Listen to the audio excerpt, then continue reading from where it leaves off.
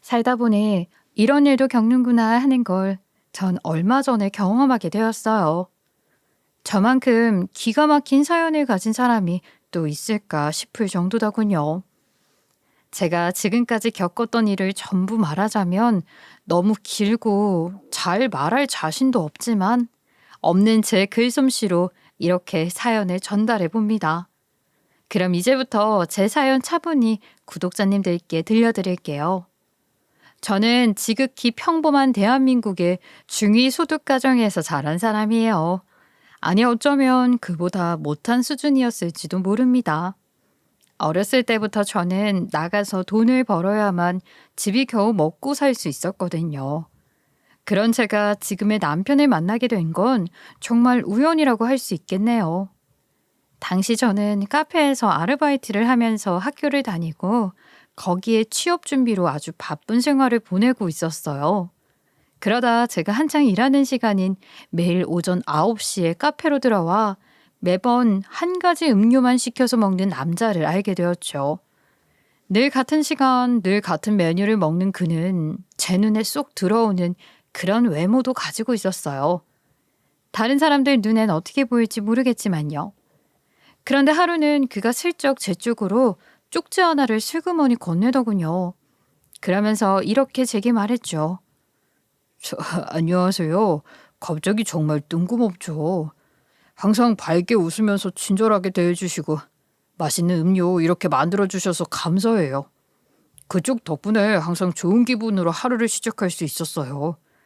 지금은 제가 부족한 사람이지만 이렇게 용기를 내서 제 마음을 전달해 봅니다. 조금은 쑥스러워하면서도 당찬 표정을 하고 이야기하는 그의 행동에서 전 조금 호감을 느꼈어요. 갑작스러울지 몰라도 저와의 관계를 긍정적인 방향으로 생각해 주세요. 이때만 생각하면 정말이지 지금도 남편의 표정이 생생하게 기억이 날 정도로 남편의 진지한 표정은 정말 말로 표현할 수 없을 정도였어요. 저는 당시에 이런 생각을 가진 사람이었죠. 요즘 사람들이 아무리 워낙 속을 알 수 없다곤 하지만 사람은 만나보지 않으면 절대 모르지. 아마도 이런 마음이었기에 남편의 고백에도 당황하지 않고 받아주었던 것 같아요. 그리고 남편과의 연애는 결혼까지 꼴이 나게 되는 계기가 되었죠. 이런 남편과의 결혼 후에 정말 좋은 점을 또 하나 꼽자면 시댁 식구들이었어요.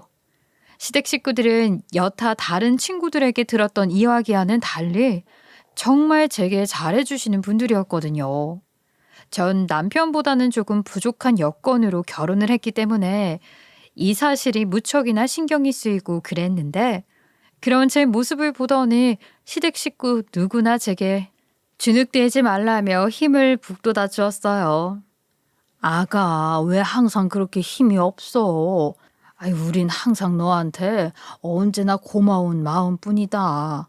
네가 있어서 우리 집안이 얼마나 화목한 분위기가 됐는지 몰라. 아, 예? 아니에요, 어머님. 그게 어떻게 다 제 덕이겠어요.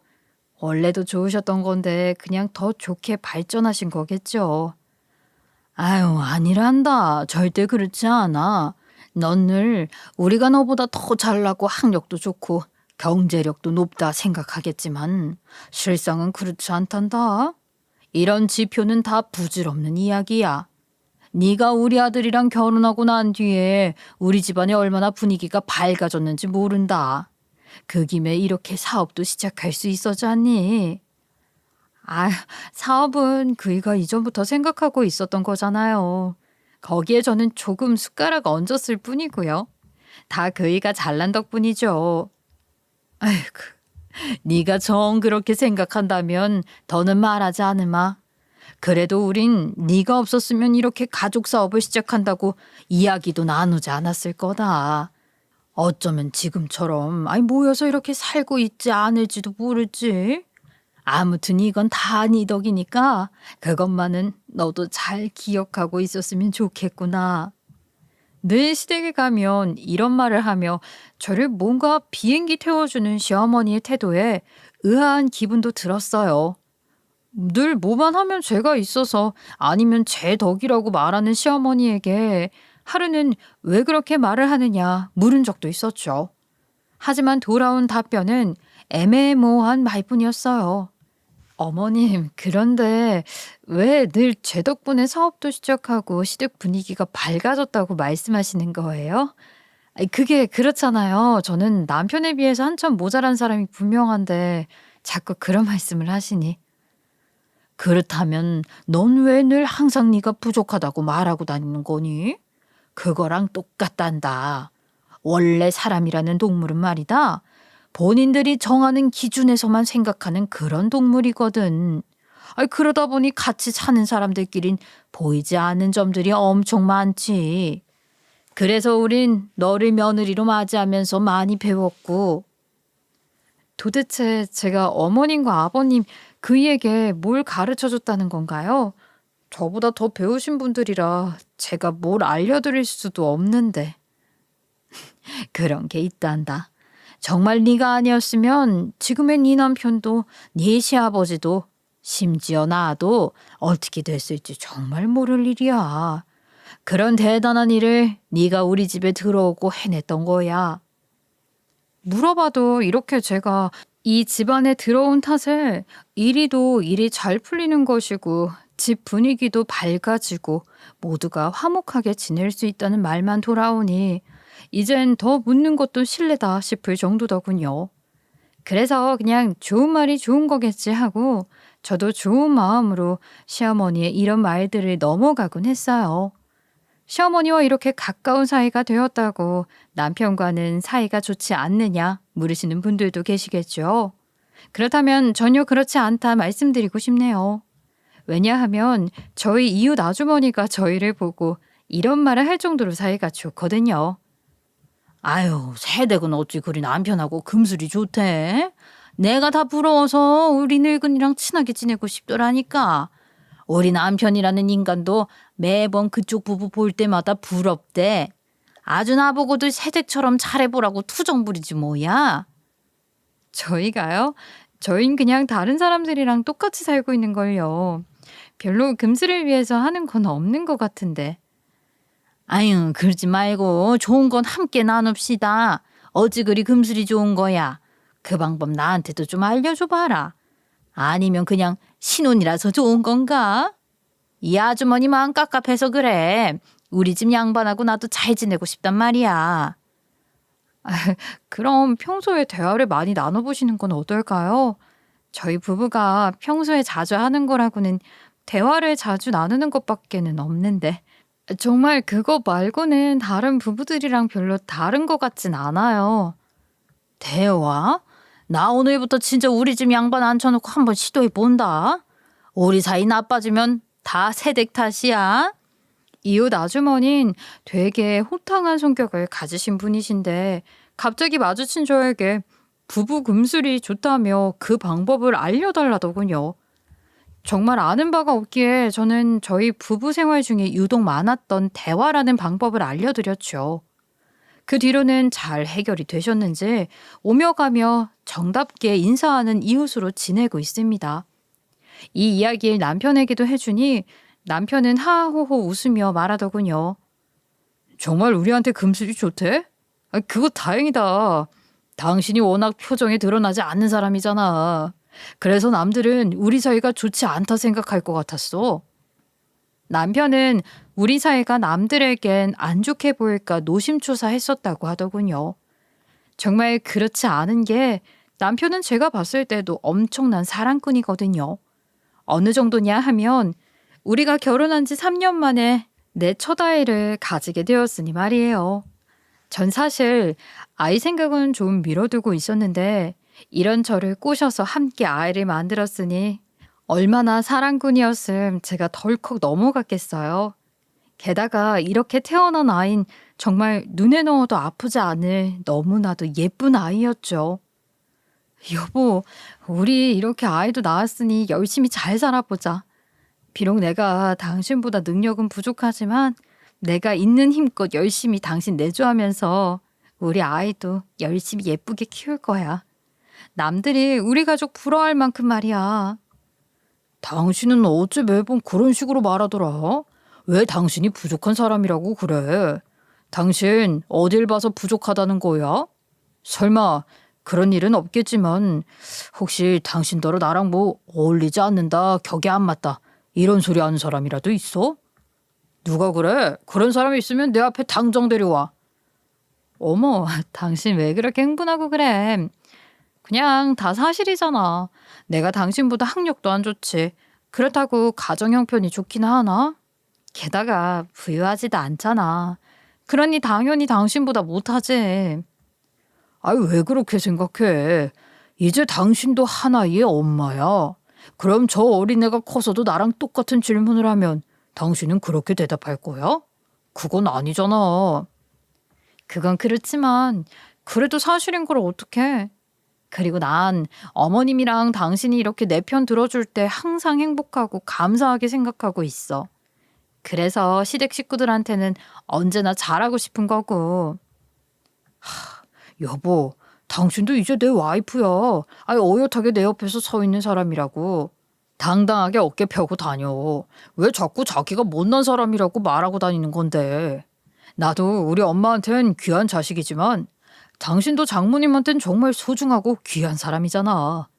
그러니 난 당신이 자신이 좀 더 아꼈으면 좋겠어. 내가 그 말을 하는 게 그렇게 듣기 싫었어? 미안해. 아이, 그런데 나도 모르게 자꾸 그런 소리를 하게 되는 걸 어떡해. 그래도 당신 말처럼 나도 이제 엄마가 되었으니까 앞으로는 그런 말 안 하고 다니도록 노력해 볼게. 남편은 제가 저를 낮춰서 말하는 게 상당히 거슬렸던 모양이에요. 사실 제가 이렇게 자존감이 낮은 것에는 이유가 있습니다. 전 말이죠. 남편과 달리 부모가 온전히 살아 계시면서 집안도 준수한 그런 사람과는 차원이 다릅니다. 전 어릴 때부터 친정엄마가 혼자서 저를 키웠거든요. 지금 말로 하면 소위 한부모 가정이라 말할 수 있겠네요. 형편이 이러다 보니 전 남들처럼 부모가 주는 돈, 사랑만 가지고 살 수 없었어요. 물론 그렇다고 저희 엄마가 저를 업신 여기거나 절대 소홀히 대했다는 건 아니에요. 엄마는 이런 제가 어른이 될 때까지 살뜰히 보살펴 주신 고마운 분이거든요. 하지만 아무래도 다른 아이들과는 다른 생활을 하는 저였으니 일찍부터 취업 전선에 뛰어들어서 일과 학교를 병행하면서 자라게 되었죠. 남편을 만난 그 카페도 같은 맥락으로 학교를 다니며 일을 하던 곳이었고요. 아무튼 사정이 이렇다 보니 남편이 제 모습에 저런 실망감을 비치는 것도 그리 큰일은 아니라 생각했어요. 그렇게 저는 아이의 돌이 지나서까지 평화로운 시간이 영원할 줄 알았어요. 하지만 모든 삶이 평탄하지 않듯 제 삶에도 굴곡이 찾아오기 시작하더군요. 제일 먼저 보인 굴곡은 바로 시댁 식구들의 행동이었어요. 어머님, 저 왔어요. 이번 주말에는 외식 어떠세요? 이번에 제가 진짜 괜찮은 한정식 집을 찾아왔는데. 그런데 이걸 어쩌지? 내가 이번 주말에는 선약이 있어서 말이다. 그래요? 어쩔 수 없죠, 그럼. 혹시 이번 주말 말고는 시간 되시는 날은 없으세요? 다음 주나 그 다음 주도 전 상관없어요. 미안하구나, 아가. 내가 너도 알다시피 요즘 사업이 영 힘들어서 말이야. 지금 하는 일에만 집중하기도 좀 바빠서 당분간만은 시간을 내기 힘들단다. 게다가 벌써 기일이 다가오고 있어서. 네?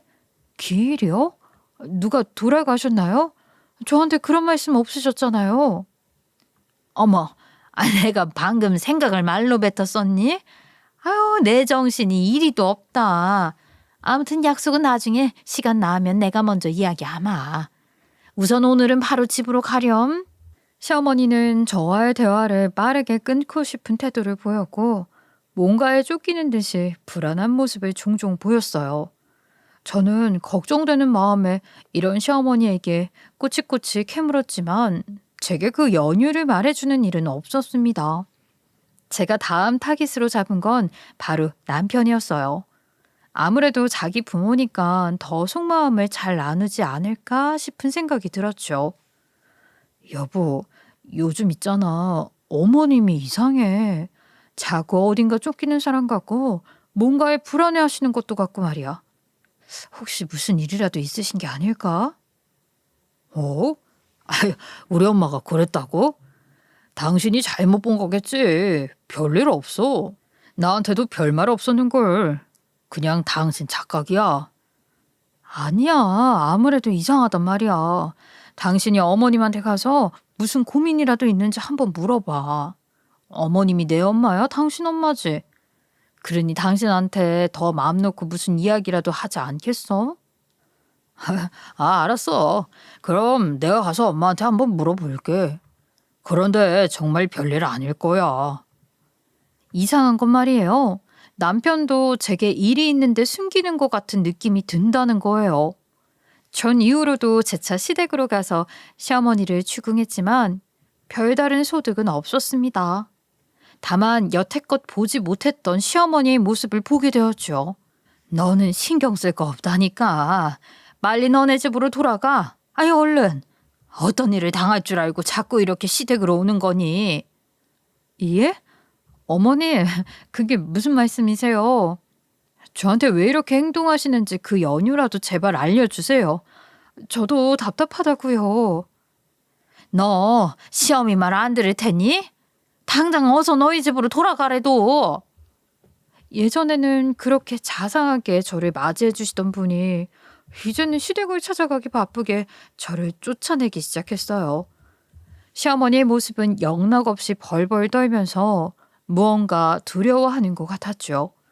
그러니 더 신경이 쓰이고 더 자주 찾아오고 그랬지만 시어머니의 태도는 항상 똑같은 반응이었습니다. 저보고 아이 데리고 얼른 저희 집으로 돌아가라는 이야기였죠. 저는 속이 터질 것만 같았어요. 무슨 일이 있냐고 시어머니에게 물어도 입을 꾹 다물고 대답을 해주지 않고 남편에게 물으니 문제가 없다는 말만 계속 되풀이했으니까 말이에요. 사람이 이 정도로 답답하니 하늘에 구멍이라도 뚫어서 신에게 물어보고 싶은 심정까지 들더라니까요. 그렇게 참다가 시간이 갈수록 영 얼굴색이 거무죽죽하게 변하는 남편의 모습에 전 그냥 직설적으로 이 문제를 물어보기로 결심했죠. 당신 무슨 걱정이라도 있는 거 아니야? 혹시 회사가 너무 힘들어? 내가 뭐 도와줄 건 없어?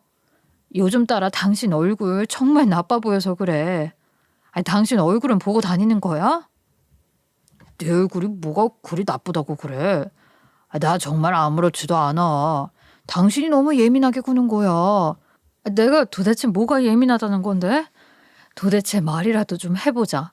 어머님도 그렇고 당신도 그렇고 그렇게 입만 꾹 닫고 있으면 뭐 문제가 해결되기라도 한대?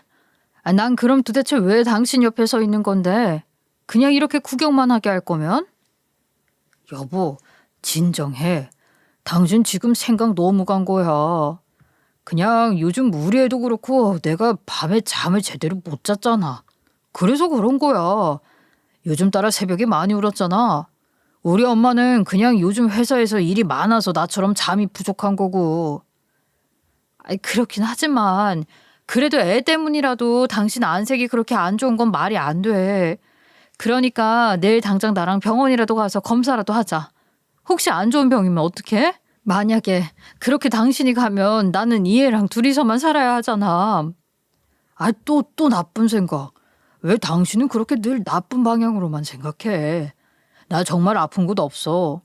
그냥 정말로 요즘 신경 쓰는 일도 많은데 잠이 부족해서 그런 거라니까.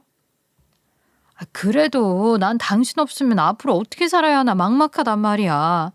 당신은 내 남편이니까 이런 내 불안 요소들 해결해줄 의무가 있잖아. 아휴, 그래. 내가 요즘 당신을 너무 걱정하게 만들었나 보다. 내가 잘못했고 못난 놈이네. 그러니 내가 이 문제 얼른 해결하고 예전 같은 모습으로 다시 돌아올게. 남편은 이 말을 끝으로 조금 머뭇거리더니 이어 말했죠. 그래서 말인데 혹시 나 다음 달에 잠시 좀 길게 출장 다녀와도 될까? 이번에 생긴 일은 지방이라서 해결하는데 좀 시간이 걸릴 것 같아서. 뭐? 무슨 일인데? 일단 대충이라도 나한테 설명을 하고 갔다 와. 나도 그 정도는 다 알아들을 수 있어. 그게 우리가 거래하던 거래처 말이야. 생산 라인이 멈춰서 발주가 안 된다고 하는데 다른 업체에선 우리랑 똑같은 물건을 팔고 있거든. 아무래도 중간에 다른 거래가 있었던 모양인데 이거 해결하려면 좀 시간이 걸릴 것 같아서. 난 회사도 회사지만 내가 없는 동안 당신 혼자서 애를 봐야 하잖아. 괜찮겠어? 뭐야, 난 또 진짜로 걱정했다고. 아니, 어머님도 그렇고 당신도 그렇고 도대체 회사 일이라면 나한테 어떤 문제도 알려주지 않으니 내가 걱정이 안 되게 생겼어? 그래, 그 문제라는 거 해결하면 걱정거리 다 끝인 거지? 알았어. 당신은 애 걱정이나 하지 말고 마음 편히 다녀와. 애는 내가 확실하게 책임지고 있을 테니까. 정말 나한테 당신밖에 없다. 당신 너무 고마워. 내가 당신 정말로 사랑하는 거 알고 있지? 그러니까 무슨 일이 있어도 나 미워하지 말고. 내가 왜 당신을 미워해? 뭐 혹시 나 몰래 죄라도 짓고 다녔어? 그런 게 아니라면 내가 당신을 왜 미워해? 아예 물론 그런 짓은 안 하고 다니지. 그냥 항상 당신만 고생하고 사는 것 같아서 내가 미안해서 그러지. 아무튼 난 항상 당신 생각만 하면서 일하고 있으니까 당신도 너무 걱정하지 마라. 알았지? 이날 남편과 깊은 대화를 나누었지만 지금까지의 찝찝한 기분은 영 가시질 않더군요. 제 남편은 사업 때문에 원래 지방과 해외를 오가는 시간들이 참 많은 사람이었거든요. 그 사이에 이번처럼 아이 이야기라든지 저를 사랑한다며 애틋하게 말하고 다닌다든지 그런 일은 거의 없었어요. 물론 아이가 아직 신생아일 적에 잠깐 걱정은 했었지만 지금은 아무렇지도 않게 외박도 잘 다녔던 사람이고요. 그런데 이날따라 말하는 어투도 그렇고 내용은 더 이상했고 말이죠. 영 마음이 걸리는 일들이 한두 가지가 아니다 보니 결국 제 마음엔 더 찝찝한 마음만 더해졌습니다. 그렇게 전 이런 찝찝한 기분을 가지고 남편의 출장날을 맞이하게 되었어요. 그런데 이상한 일은 더 생겼어요. 어느 때보다 남편의 짐이 더 크고 양도 많은 겁니다. 그 짐을 보니 저도 모르게 남편에게 묻게 되더군요. 당신 짐을 왜 이렇게 많이 쌌어? 누가 보면 정말 어디 이민이라도 가는 사람처럼 보일 정도야. 뭐 우리 둘이 여기에 버리고 외국에서 새 살림이라도 차려? 당신 무슨 말을 그렇게 해? 그냥 이번 일정이 좀 길어질 것 같아서 이것저것 챙기다 보니 이렇게 된 거야. 아무튼 당신이 생각하는 그런 거 절대 아니야. 난 꼭 당신 곁에 돌아와서 당신하고 함께 살 거니까 조금만 기다리고 있어. 알았지? 내 말 꼭 명심하고 있어야 해.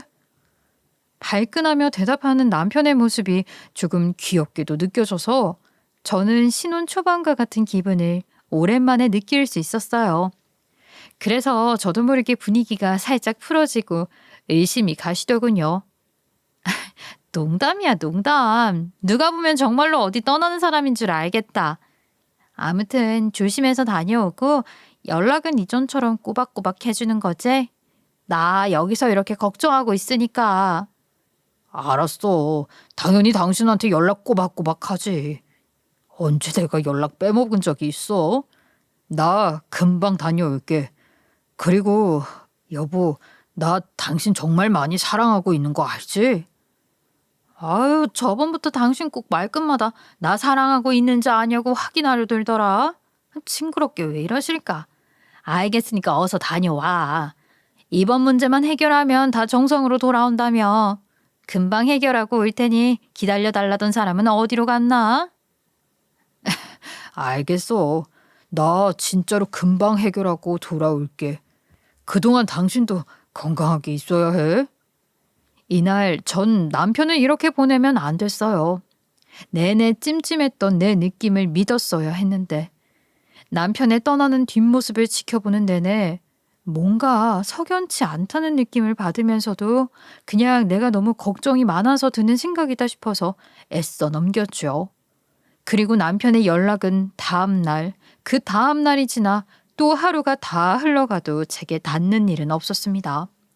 심지어 전화를 걸면 지금 거신 번호는 없는 번호이니 확인하시고 다시 걸어주시기 바랍니다 하는 상투적인 기계음만 들려왔어요.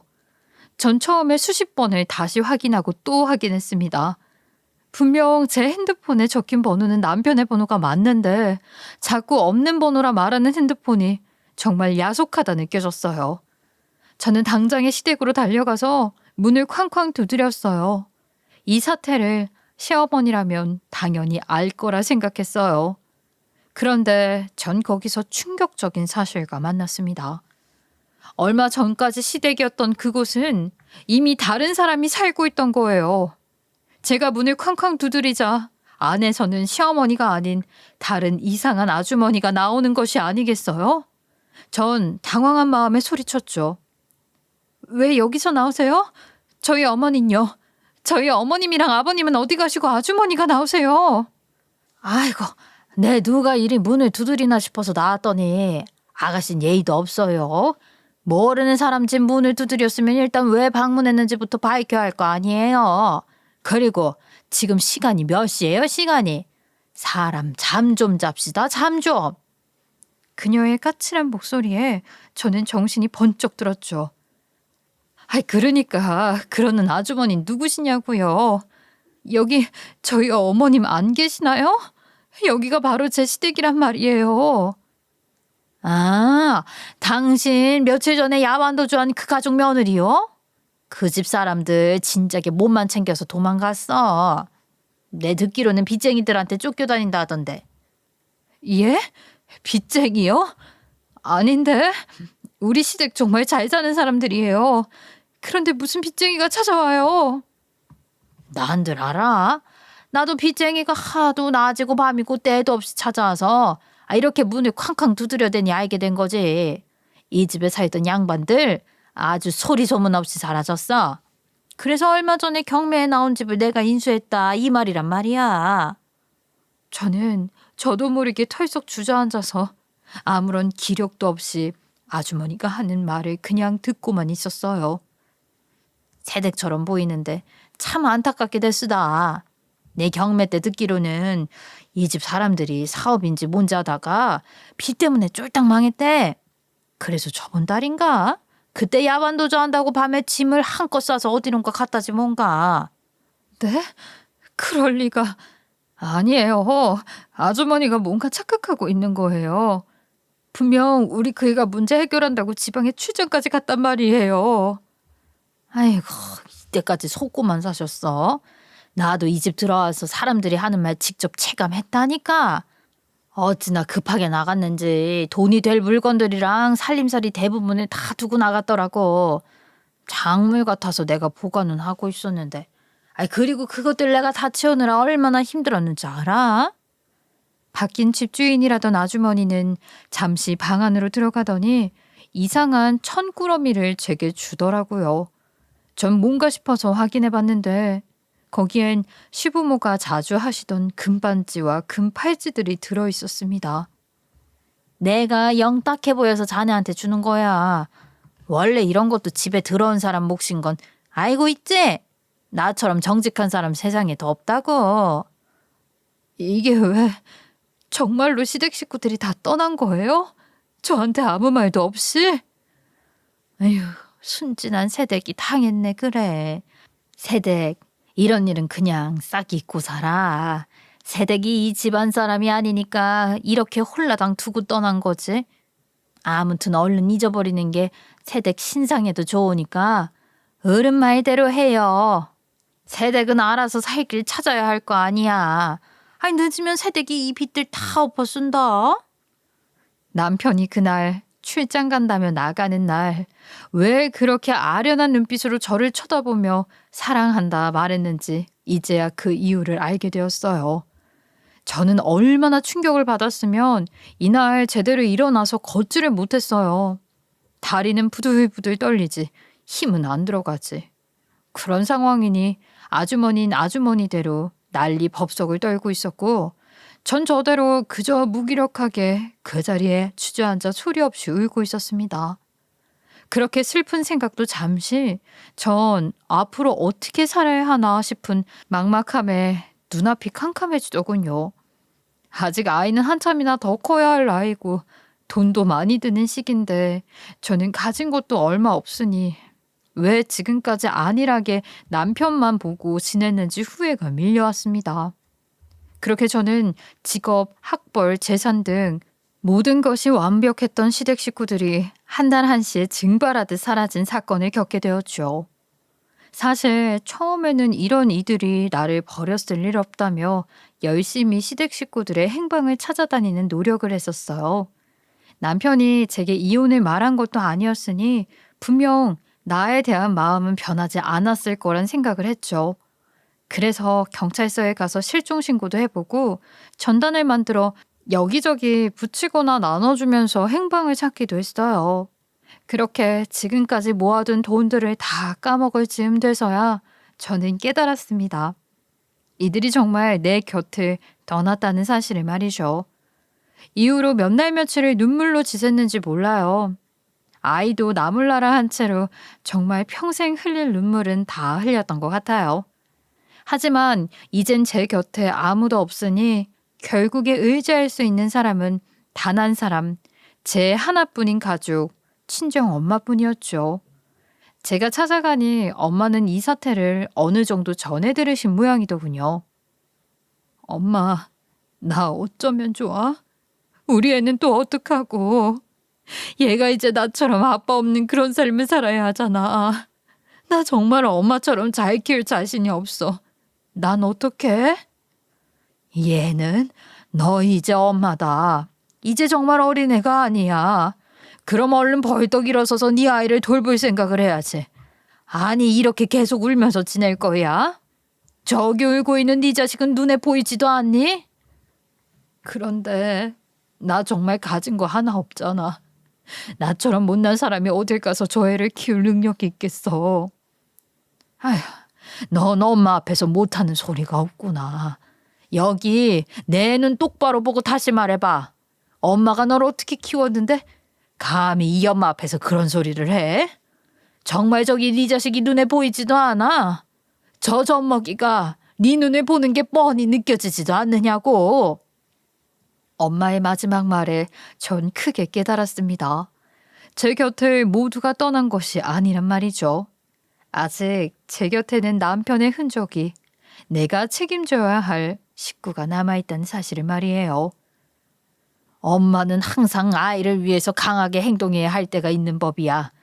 이렇게 기운도 없이 난 아무것도 못해. 이제 다 끝이 하고 있으면 누가 밥이라도 해서 준다니? 어서 일어나서 당장 나가서 일이라도 구해. 그동안의 애는 내가 봐줄 테니. 전 만약 이날 엄마의 잔소리를 듣지 않았다면 삶을 놓아버렸을지도 모릅니다. 엄마의 다그침 속에서 많은 것을 깨우치고 내가 얼마나 열심히 살아야 하는지, 아직 내 생과 우리 아이의 생은 끝나지 않았다는 것을 가슴 깊이 새기게 되었죠. 그 뒤로 얼마나 열심히 노력하고 살았는지 모르겠어요. 남들이 돈 못 벌고 죽은 귀신이라도 씌었냐며 저를 손가락질 하더라도 악착같이 돈을 벌려고 노력했어요. 어렸을 때보다 배는 더 열심히 일에 매달렸고 내 아이의 행복을 위해서는 많은 돈이 필요하다며 나를 다그치고 살게 되었죠. 그렇게 몸도 피곤하고 마음도 피곤한 나날이 계속되었던 어느 날이었어요. 그날도 어김없이 일을 하고 집으로 돌아오는 길이었는데 모르는 번호로 문자가 하나 와 있더군요. 온지 시간이 좀 지난 그 문자의 내용에 전 놀라서 순간 핸드폰을 손에서 놓을 뻔했습니다. 문자의 내용엔 바로 자신이 시어머니라고 밝히며 이야기가 시작되었거든요. 네 소식 많이 전해 들었다. 그간 고생이 많았다지. 우리가 이렇게 한꺼번에 없어져서 네가 많이 놀랐을 거 다 안다. 일단 미안하고 그때는 상황이 그래서 어쩔 수 없었다는 것만 말해주고 싶구나. 아무튼 내가 이렇게 연락한 건 그간 우리가 너를 위해 준비한 게 있어서란다. 내가 보내준 주소로 가서 한번 확인을 해보렴. 문자에는 어느 동네의 어디 아파트, 809호로 가보라는 말이 적혀 있었는데 순간 저도 모르게 무서운 기분을 느꼈어요. 이게 진짜로 시어머니의 문자인지부터 왜 지금에 와서야 나한테 이렇게 연락을 했을까 싶은 생각도 들었죠. 그때 시댁 식구들이 빚에 쫓기듯이 나갔다는 말을 들었으니 말이에요. 혹시라도 돈 이야기를 꺼내고 싶어서 내게 모르는 이 장소로 오라고 하는 건 아닐까 하는 오만 가지 생각이 다 들었습니다.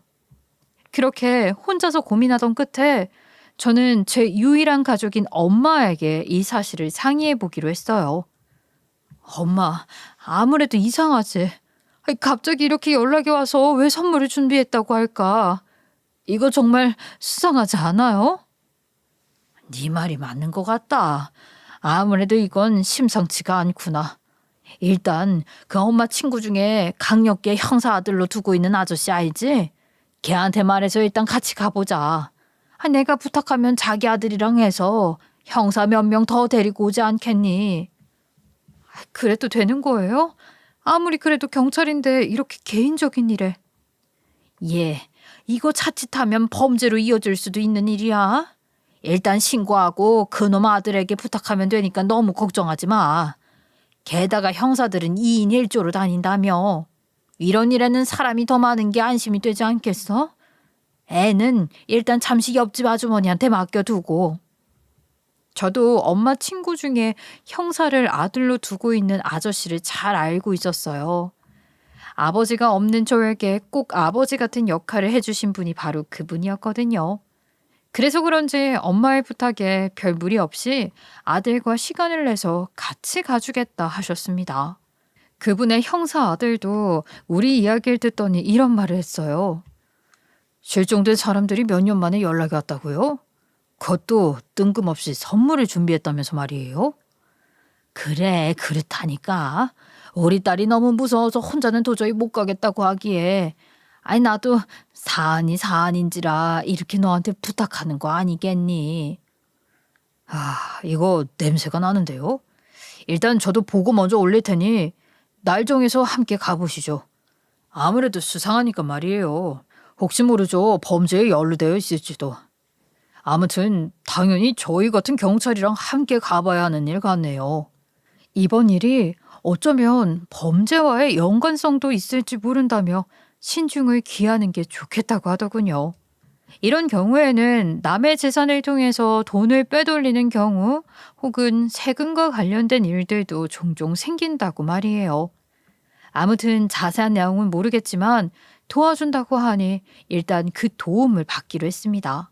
그렇게 우린 문자가 제게 도착한 3일 뒤에 문제의 장소를 향했어요.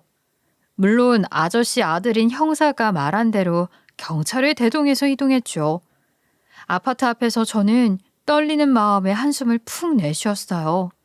그리고 경찰들과 함께 그 현관문을 뜯고 들어갔는데 들어감과 동시에 저는 깜짝 놀랄 수밖에 없었어요. 물론 제 옆에 있던 모두가 말이죠. 아니, 대체 이게 다 뭐람? 이게 어떻게 된 일인지 나한테 설명을 좀 해줘라. 엄마, 나라고 알겠어? 이게 다 뭐야? 왜 이런 것들이 여기 있는 거지? 이게 무슨... 일단 여기 있는 것들 모두 도난당한 물건들은 아닌지 확인해 보겠습니다. 손대지 마시고 가만히 놔두세요. 혹시 지문이라도 남으면 안 되니까 말이에요. 이런 것들이 왜 여기에 있냔 말이야. 너 혹시 더 전달받은 이야기는 없었어? 이건 그래도 너무... 일단 진짜인지도 확인해야 하니 물러서세요. 함부로 건드렸다가 사달이 날 수도 있습니다. 세상에, 대체 이게 무슨 일이람? 형사, 엄마, 저 모두 그리고 거기 있던 경찰 모두가 비슷한 반응을 보였어요. 왜냐하면 말이에요. 아파트 문을 열고 들어가니 거실에 커다란 사과 상자만한 박스가 있었거든요. 거기에 금괴들이 가득 차 있으니 번쩍거리고 난리가 아닌 거예요. 속으로 정말 이게 다 얼마야? 하는 생각도 순간 들었으니 말이에요. 아무튼 거기다가 전 정신을 차리고 문이 활짝 열려있는 아파트 방안도 살펴봤는데 아니, 우리 아이가 쓸 법한 또래의 장난감이나 비싼 가구들이 곳곳에 채워져 있는 것 아니겠어요? 게다가 부부 침실도 떡하니 있고 말이에요. 놀라서 힘이 빠지려던 그 순간이었어요. 다시 한번 띵동 하면서 하나의 문자가 도착했습니다. 이번엔 시어머니가 아니라 3년 전 사라진 남편으로부터 온 문자였어요. 저는 얼른 해당 번호로 전화를 걸려고 했지만 전화는 걸리지 않더군요. 그래서 하는 수 없이 문자를 먼저 확인하게 되었죠. 지금쯤이면 당신이 엄마가 알려준 아파트에 도착했을 것 같아서 이렇게 문자를 남겨. 당신이 안에 있는 물건들을 보고 많이 놀랐을까? 사실 그간 우리에겐 정말 많은 일들이 있었어. 물론 당신도 그랬겠지만 아무튼 당신이 그 긴 시간 동안 받았을 피해에 대한 보상을 나름대로 생각해서 우리가 준비한 거야. 정말 이런 것들밖에 떠오르지 않더라. 남편의 문자에서는 이전에 나에게 보여줬던 그런 따뜻한 기운이 뿜어져 나오는 것 같았어요. 마치 떠나는 날의 애틋한 남편의 표정처럼 말이에요. 우린 그간 빚을 갚기 위해 무척 노력했어. 해외에 나와서도 절대 빚을 상환하는 나를 잊지 않았지. 우리가 그 빚을 갚지 않으면 당신한테 그 사람들이 찾아갈 수도 있으니까. 우린 다음 주면 다시 한국으로 돌아갈 수 있을 것 같아. 당신만 괜찮다면 더 자세한 이야기는 그때 하자. 참, 그 아파트는 당신 명의로 되어 있는 곳이야? 거기서 기다리면 우리가 찾아갈게. 저는 도착한 문자를 경찰과 엄마, 형사에게 모두 보여주었고 형사는 혹시 모른다며 이 일에 대비해서 시댁 식구들이 온다는 그날까지 잠복 근무를 하겠다고 하더군요. 엄마 역시 제가 걱정된다며 시댁 식구들이 온다는 남은 기간 동안 저와 함께 그 아파트에서 기다렸습니다. 전 근 3년이라는 시간을 보내고서야 다시 시댁 식구들의 얼굴을 볼 수 있었어요. 물론 남편도 말이죠. 시어머니는 눈물을 뚝뚝 흘리며 말을 잇지 못하셨어요. 저와 엄만 그런 시부모님을 그저 보고만 있었고요. 이내 남편은 제 앞에 서더니 떠난 그날과 비슷한 표정으로 제게 말을 건넸습니다. 당신 정말 오랜만에 보는 것 같다. 하나도 변한 게 없네. 그간 잘 지내고 있었어? 내 질문이 너무 뻔뻔했을까? 당신에겐 일찍 오겠다 말했는데 내가 너무 오래 걸렸지. 머뭇거리면서 말하는 남편의 모습엔 저도 모르게 울컥 눈물이 나왔고 보고 싶었던 남편이었지만 그만큼 미운 감정도 컸기에 좋은 말이 나오지 않았어요. 그걸 말이라고 해? 당신이란 사람 정말 질린다. 어떻게 사람이 그럴 수가 있어. 그렇게 힘든 일이 있었으면 나한테 한마디 말이라도 할 수 있었잖아. 당신한테 난 가족도 아니야? 많이 걱정했어? 그래도 너무 그렇게 화만 내지 마. 당시엔 정말 당신이랑 우리 아이만큼은 내가 꼭 지키고 싶었다는 생각밖에 없었거든. 그래서 이런 결정을 내리게 된 건데 당신에겐 정말 못할 짓이었어. 정말 미안해. 다 필요 없어. 당장 그간 무슨 일이 있었는지 낱낱이 나한테 말이나 해. 있는 거 없는 거 전부 다. 그렇게 남편의 입을 통해 들은 이야기는 정말 눈물 없이는 듣기 힘들었습니다. 시댁의 사업은 그냥 빚이 생긴 게 아니었어요. 같이 투자를 하던 사람이 있었는데 하필이면 그게 사기였고 빚은 온전히 시댁으로 넘어오게 되어 갚지 않을 수 없는 상황이 되었다고 하더군요. 그런데 그 불똥이 나에게도 튈까 싶은 걱정에 시댁 식구들은 입을 모아서 본인들이 책임져야 한다는 결론을 내렸다고 해요. 그래서 얼른 짐을 챙겨서 저 몰래 해외로 떠난 거고요. 그럼 지금까지 있던 빚은 전부 다 갚은 거야? 당연하지. 당신한테 이렇게 오고 싶어서 내가 얼마나 노력했는지 알아? 이것도 다행히 해외에 가서 좋은 인연을 알게 돼서 생각보다 빨리 온 거라고. 그래서 내가 잘했다고 칭찬이라도 해야 한다는 거야? 뭐야?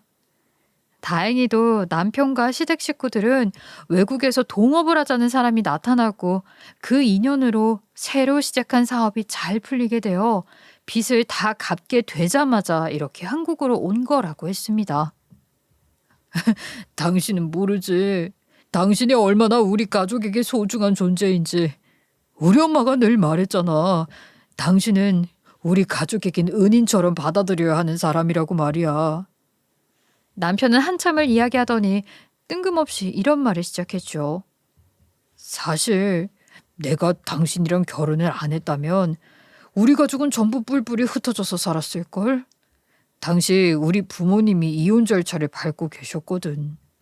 그래도 내가 결혼한다고 하니까 잠시 이혼은 미뤄두고 자식 결혼식에 그래도 부모는 함께 하자고. 그러더니 당신의 그 밝은 성격 때문인지 두 분도 다시 친해지셔서 이젠. 그래서 매번 어머님이랑 당신이 나한테 항상 고맙다고 그런 말을 했던 거야? 그래, 맞아. 그리고 당신이 없었으면 난 사업이란 걸 할 생각도 안 했을걸. 아버지는 항상 내게 사업을 물려주려 하셨지만 난 애초에 공부를 더 하고 싶은 그런 사람이었거든. 사업은 장사쟁이나 하는 짓이라면서 속으로 얼마나 비하를 했던지. 지금은 어엿한 사업가던 남편의 속마음을 그렇게 뜻밖의 기회에 듣게 되니 전 정말 놀라움을 금치 못했어요. 당신에겐 이런 이야기 한 적 없지? 나 당신이 그 카페에서 열심히 일하는 모습 보고 그 마음도 고쳐먹었어. 저렇게 열심히 일하는 사람을 내가 한낱 장사쟁이라며 그랬던 생각을 하고 있었구나 하고 말이야. 나한테는 그 당시 당신이 정말 별처럼 반짝거렸다니까. 다시 만난 시댁 식구와 제 남편은 이전보다 더 단단한 사람들이 되어 돌아왔더군요. 전 이날 남편과 긴 이야기를 하면서 그간 숨겨왔던 남편의 속마음을 전부 알게 되었습니다. 그리고 시댁 식구들의 진심 어린 사과를 듣게 되었죠. 그리고 저는 남편과 시부모님에게 단단히 일러두었어요. 아무리 걱정을 끼치기 싫어도 그렇지 다음부터는 힘든 일도 함께 힘들자고요. 저도 이 가족의 일원이라고요. 그러니 시어머니가 제 손을 잡아주며 본인은 며느리도 저희 부모님에겐 귀한 자식이라 생각해 이렇게 힘든 일과 어마무시한 빚이라는 짐을 짊어주고 싶지 않았다고 하더라고요. 그래서 알게 되었어요. 이들이 절대 나를 미워해서 놔두고 간다는 결정을 내린 것이 아닌 정말 아끼기 때문에 그랬던 거구나 하고 말이에요. 저는 지금 이들을 다 용서하고 다시 예전처럼 함께 잘 살고 있습니다. 아이도 처음엔 자기 아빠가 어색한지 낯을 좀 가렸지만 지금은 둘도 없는 친구처럼 잘 지내고 있어요. 남편은 그간 못해줬던 아빠 노릇을 다 해야 한다며 지금은 저보다 더 육아에 바쁩니다. 아무튼 사람이 살다 보니 이런 일도 있구나 싶어서 이렇게 사연을 보내게 되었네요. 어떠셨나요? 제 사연이 여러분들의 삶에 조금이나마 도움이 될 만한 그런 일화가 될 수 있었을까요? 매번 올라오는 그런 사이다 사연이 아니어서 실망하셨을지도 모르겠어요. 그래도 전 이런 감동적인 일도 세상에 있다는 걸 여러분들에게 알려드리고 싶었답니다. 제 사연 들어주셔서 감사하고요. 제 길었던 이야기는 여기서 마치겠습니다.